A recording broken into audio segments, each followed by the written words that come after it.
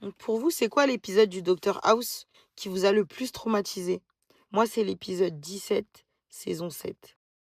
C'est pas du tout cet épisode-là, mais c'est pour vous montrer cette fille parce que c'est très important. Donc l'histoire, elle commence avec 2 jeunes qui sont en train de s'amuser et qui s'amusent à jeter des pétards. Maintenant, ils jettent un pétard sur une personne, un SDF. Et l'SDF, en fait, on se rend compte que, bah, lui, les odeurs qui sentent, pas bon, bah, il va trouver ça sent bon et les odeurs qui sentent bon, il va trouver que ça sent pas bon. Donc ça, c'est son premier symptôme. Donc du coup, l'épisode continue, on essaie de savoir ce qu'il a, on essaie de savoir qui il est parce que il veut pas donner son identité. Il dit qu'il est recherché par son père, que son père, il l'a battu toute sa vie et que du coup, il veut pas qu'il le retrouve. Donc pendant tout l'épisode, il va donner des fausses identités et cetera et donc le docteur House, il va dire: «Bon, on va faire un test ADN, en fait, pour savoir qui il est».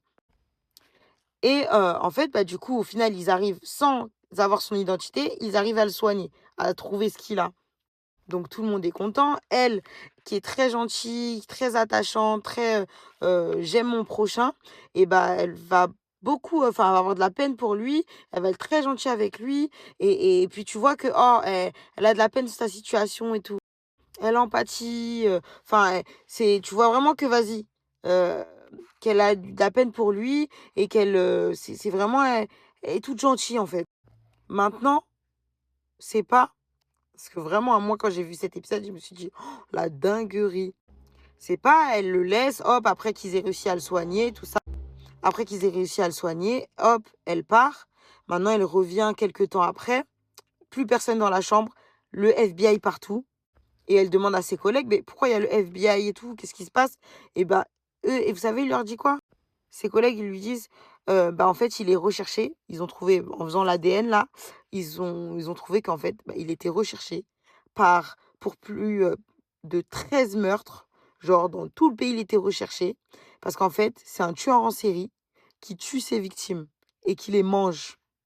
Et donc fin d'épisode, la go, elle est là comme ça.